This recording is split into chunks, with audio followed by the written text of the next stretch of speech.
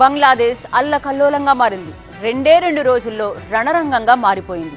ప్రభుత్వం కుప్పకూలి దేశం సైన్యం చేతుల్లోకి వెళ్లిపోయింది. ఏకంగా ప్రధానే దేశం విడిచి పారిపోవాల్సి వచ్చింది.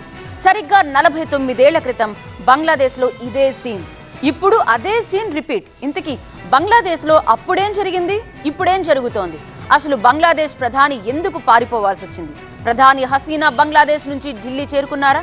అదే నిజమైతే ఢిల్లీలోనే ఉంటారా లేక లండన్కు వెళ్తారా? బంగ్లాదేశ్ ప్రభుత్వ ఉద్యోగాల్లో స్వాతంత్ర సమరయోధుల రిజర్వేషన్లకు వ్యతిరేకంగా కొన్ని నెలల క్రితం శాంతియుతంగా మొదలైన నిరసనలు ఊహించని పరిణామాలకు దారితీశాయి. బంగ్లాదేశ్లో చెలరేగిన హింసాత్మక ఘటనలతో అక్కడి ప్రభుత్వం వణికిపోయింది. వందలాది మంది ప్రాణాలు కోల్పోవడంతో చివరికి దేశ ప్రధాని కూడా గద్దె దిగాల్సి వచ్చింది. 1971లో బంగ్లాదేశ్ స్వాతంత్ర్యం కోసం పోరాడిన వారి కుటుంబ సభ్యులకు ప్రభుత్వ ఉద్యోగాల్లో 30% రిజర్వేషన్లు కల్పిస్తూ హసీనా ప్రభుత్వం తీసుకున్న నిర్ణయం తీవ్ర దుమారం రేపింది. బంగ్లాదేశ్ ప్రభుత్వ నిర్ణయం ఆ దేశ ప్రధాని హసీనా నేతృత్వంలోని అవామీ లీగ్ పార్టీ మద్దతుదారులకే ప్రయోజనం చేకూరుస్తుందనే ఆరోపణలు వ్యక్తమయ్యాయి. అంతే, రిజర్వేషన్లు రద్దు చేయాలనే డిమాండ్తో విద్యార్థులు రోడ్డెక్కారు. ఇక బంగ్లాదేశ్ సుప్రీంకోర్టు కూడా 30% రిజర్వేషన్లను 5% కుదించాలని ఆదేశిస్తూ కీలక తీర్పు ఇవ్వడంతో హసీనా ప్రభుత్వం అలర్ట్ అయింది. బంగ్లాదేశ్ సుప్రీంకోర్టు ఆదేశాలను హసీనా ప్రభుత్వం కూడా అంగీకరించింది. దాంతో పరిస్థితులు సర్దుకుంటాయని భావించినప్పటికీ ఆందోళనకారులు వెనక్కి తగ్గకపోవడంతో తీవ్ర ఉద్రిక్త పరిస్థితులు ఏర్పడ్డాయి.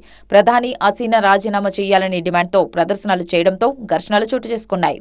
ఆ ఘర్షణలతో సుమారు 300 మందికి పైగా ప్రాణాలు కోల్పోయారు. అంతటితో ఆగని నిరసనకారులు గత 2 రోజుల్లో మరింత రెచ్చిపోయారు. బంగ్లాదేశ్ రాజధాని ఢాకాలోని వీధుల్లోకి వేలాది మంది తరలివచ్చి రచ్చ చేశారు. దుకాణాలు, బస్సులకు నిప్పు పెట్టడంతో బంగ్లాదేశ్ రగిలిపోయింది. ఢాకా వీధుల్లో నిరసనలు చేస్తూనే ప్రధాని హసీనా అధికార నివాసంలోకి ప్రవేశించి రణరంగం సృష్టించారు. పరిస్థితి చెయ్యి దాటడంతో ప్రధాని పదవికి రాజీనామా చేసి దేశం విడిచి వెళ్లిపోయారు హసీనా. దాంతో బంగ్లాదేశ్ పాలన సైన్యం చేతుల్లోకి వెళ్లింది.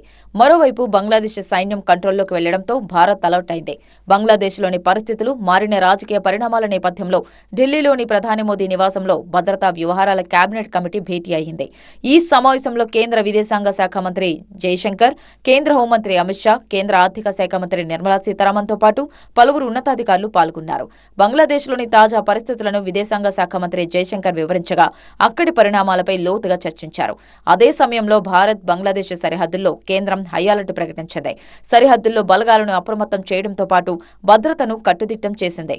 కూచ్ బెహార్, పెట్రాపోల్ సరిహద్దుల్లో భద్రత పెంచింది. సరిహద్దుల దగ్గర భారీగా సైన్యాన్ని మోహరించి పటిష్ట బందోబస్తు ఏర్పాటు చేశారు. అలాగే భారత్లోని బంగ్లాదేశ్ ఎంబసీ దగ్గర భద్రత పెంచడంతో పాటు బంగ్లాదేశ్ హై కమిషన్ కార్యాలయం దగ్గర భద్రతను కట్టుదిట్టం చేశారు. ఇదిలా ఉంటే బంగ్లాదేశ్లో సరిగ్గా 49 ఏళ్ల క్రితం ఇంతకంటే దారుణం జరిగింది.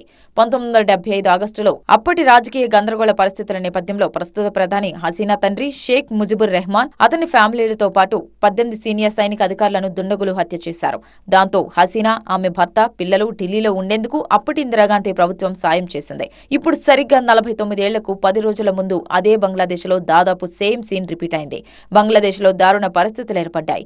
మహా రాజకీయ సంక్షోభం తలెత్తింది. ముజిబుర్ కుమార్తె హసీనా బంగ్లాదేశ్ను వీడి భారత్కు రావాల్సి వచ్చింది. ఇప్పుడు కూడా అప్పటిలాగానే హసీనాకు భారత్ ఆశ్రయం కల్పించింది. మొత్తంగా బంగ్లాదేశ్లో ఊహించని పరిస్థితులు ప్రకంపనలు రేపుతున్నాయి. ఈ నేపథ్యంలో పారిపోయి భారత్కు వచ్చిన హసీనా ఇక్కడే ఉంటారా లేక లండన్ వెళ్లిపోతారా అన్నది చూడాలి.